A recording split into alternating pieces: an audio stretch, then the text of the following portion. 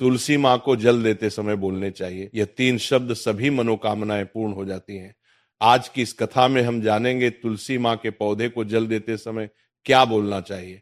एक बार की बात, भगवान विष्णु आराम कर रहे थे, तभी वह माँ लक्ष्मी आई और माँ लक्ष्मी ने भगवान विष्णु से तुलसी माँ को जल देने का महत्व पूछ लिया था। तब भगवान विष्णु ने उन्हें उसका महत्व सुना दिया था। आगे देवी माँ लक्ष्मी कहती हैं, हे स्वामी, आपने मुझे तुलसी माँ को जल देने का महत्व तो बता दिया है, किंतु अब मेरे मन में यह जानने की जिज्ञासा हो रही है कि तुलसी माँ को जल कैसे देना चाहिए। तुलसी माँ को जल देने की सर्वोत्तम विधि कौन सी है तथा तुलसी माँ को जल देने का मंत्र कौन सा है? कृपया आप मुझे इन सभी प्रश्नों का उत्तर दें।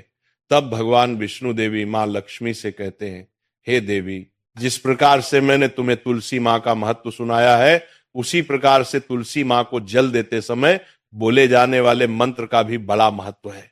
यह मंत्र केवल 3 शब्दों का है, किंतु इसका प्रभाव बहुत कल्याणकारी है। जो भी इंसान प्रतिदिन तुलसी माँ को जल देते समय अपने मुख से केवल ये 3 शब्द बोल देता है, तो साक्षात माँ लक्ष्मी उसके घर में प्रवेश करती है, उसकी दरिद्रता समाप्त हो जाती है, उसे धन धान्य की प्राप्ति होती है। वह मंत्र बताने से पहले मैं आपको तुलसी माँ के इस मंत्र का महत्व सुनाता हूं। इस महत्व को सुन लेने मात्र से ही इंसान के समस्त पाप नष्ट हो जाते हैं। उसे 1000 वर्षों तक तुलसी माँ को जल देने का पुण्य प्राप्त हो जाता है। इसीलिए देवी लक्ष्मी, आप इस कथा को ध्यान से पूरा जरूर सुने। देवी माँ लक्ष्मी कहती है, हे प्रभु, मैं इस कथा को पूरा अवश्य सुनूंगी, आप मुझे तुलसी माँ के मंत्र का महात्म्य सुनाइए। भगवान विष्णु कहते हैं, हे देवी लक्ष्मी, दक्षिण में एक अत्यंत शोभायमान नगरी थी। उस नगरी में रमेश नाम का एक खोटी बुद्धि का ब्राह्मण रहता था। पापियों का तो वह शिरोमणि था। उसका जन्म एक ऐसे ब्राह्मण परिवार में हुआ था जो पाप कर्म करने वाले, शास्त्र ज्ञान से शून्य थे। वह जन्म से तो ब्राह्मण था, किंतु कर्म से वह अत्यंत दुराचारी था। वह न पूजा पाठ करता, न ध्यान करता, न जप, न हवन और न ही मेहमानों का सत्कार करता था। उसके द्वार पर आए मेहमानों को बिना दान किए ही क्रूरता पूर्वक भगा देता था। स्त्री लंपट होने के कारण वह सदैव ही पराई स्त्रियों में आसक्त रहता था। उसे मदिरापान करने की भी आदत थी, साथ ही वह मांस खाया करता था। वह दिन में खेत में काम करके पत्ते बेचकर जीविका चलाया करता था और रात में वेश्याओं का सेवन करता था। इस प्रकार से उसे ब्राह्मण ने अनेक वर्षों तक जीवन व्यतीत किया। फिर एक दिन वह दुर्बुद्धि रमेश बेचने के लिए, पत्ते इकट्ठा करने के लिए एक रस्सी की वाटिका में घूमने लगा और पत्ते तोड़ने लगा। तभी एक काल रूपधारी काले सर्प ने उसे ब्राह्मण को काट लिया और उसी समय पर उसकी मृत्यु हो गई। उसके बाद 2 यम के दूत उसे लेने के लिए उस स्थान पर प्रकट हुए और उसे उठाकर यमलोक ले जाने लगे। मार्ग में वह यम दूतों के सामने बहुत विलाप करने लगा, हे दूत, मुझे कहाँ ले जा रहे हो? मुझे छोड़ दो, मेरे प्राण बख्श दो। किंतु यमदूत उसे ये कहते हुए ले जाने लगे, अरे दुष्ट ब्राह्मण, तेरे पाप कर्मों के कारण तुझे सांप ने काट लिया है। अब यमदेव तुझे अवश्य घोर नरक में डाल देंगे। फिर यम के दूत उसे ब्राह्मण को लेकर यमलोक पहुंचते हैं और यमदेव के सामने खड़े हो जाते हैं। चित्रगुप्त उसे ब्राह्मण का लेखा जोखा निकालते हैं और यमदेव से कहते हैं, हे धर्मराज, इस ब्राह्मण ने बचपन से लेकर मृत्यु तक पाप ही पाप किया है। इसने कभी कोई पुण्य का काम नहीं किया है। फिर धर्मराज अपने दूतों से कहते हैं, हे दूतों, इस घोर पाप करने वाले ब्राह्मण को उठाकर ले जाओ और उसे नरक में डाल दो। फिर यम के दूत उसे ब्राह्मण को ले जाते हैं और नरक की भयंकर अग्नि में धकेल देते हैं। अनेक वर्षों तक नरक में सजा भुगतने के बाद उस ब्राह्मण को दूसरे जन्म में एक बैल का शरीर मिलता है। बैल का जन्म पाकर वह बोझ उठाने का काम करने लगा। उसका मालिक उससे दिन रात काम करवाने लगा। फिर जब उस बैल की शक्ति कम हुई तो उसके मालिक ने उसे एक लंगड़े आदमी को बेच दिया। उस लंगड़े आदमी ने उस बैल को खुद का बोझ उठाने के लिए उपयोग किया। वो उसकी पीठ पर बैठकर घुमा करता था। इस प्रकार से उस बैल ने 8 वर्ष तक उस लंगड़े आदमी का बोझ उठाया। फिर एक दिन वह लंगड़ा आदमी उस बैल की पीठ पर बैठकर किसी ऊंचे पर्वत पर जाने लगता है। उस पर्वत पर बहुत देर तक चढ़ने के कारण वह बैल बहुत थक गया, उसकी शक्ति क्षीण हो गई और कुछ समय बाद वह बैल बहुत जोर से मूर्छित होकर जमीन पर गिर पड़ा और अंतिम सांसें लेने लगा। तभी वहां पर खड़े लोगों को उस बैल पर बड़ी दया आ गई और वे उसके मुख बात कर देखे मूर्छित होकर में पानी डालने लगे। फिर उन लोगों में एक पुण्य आत्मा व्यक्ति था, उसने उस बैल का कल्याण करने के लिए अपना पुण्य उस बैल को दे दिया। उसे देखकर अन्य लोगों ने भी अपना अपना पुण्य याद करके कुछ पुण्य उस बैल को दे दिया ताकि उसे मुक्ति मिल सके। उसी भीड़ में एक वेश्या भी खड़ी हुई थी, सभी लोग अपना पुण्य उस बैल को दे रहे थे। यह देखकर उस वेश्या ने भी अपना पुण्य उस बैल को दे दिया।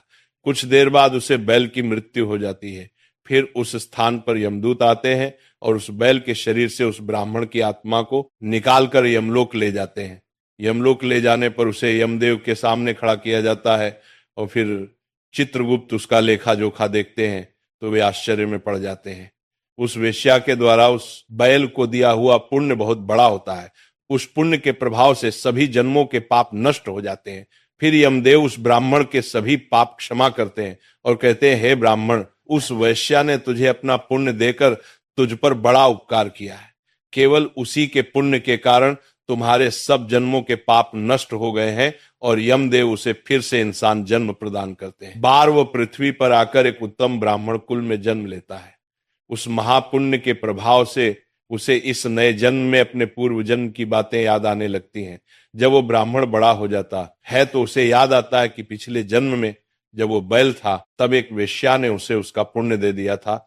इसीलिए उसके मन में उस वेश्या के बारे में जानने की इच्छा होती है और उसे महापुण्य के बारे में जानने के लिए उस वेश्या का पता लगाकर उसे ढूंढते हुए उसके नगर में चला जाता है। वह वेश्या बूढ़ी हो चुकी थी। फिर जब उसे वो वेश्या मिल जाती है तो वो उसके सामने जाकर उसे बार बार प्रणाम करता है और उस वेश्या का धन्यवाद करने लगता है।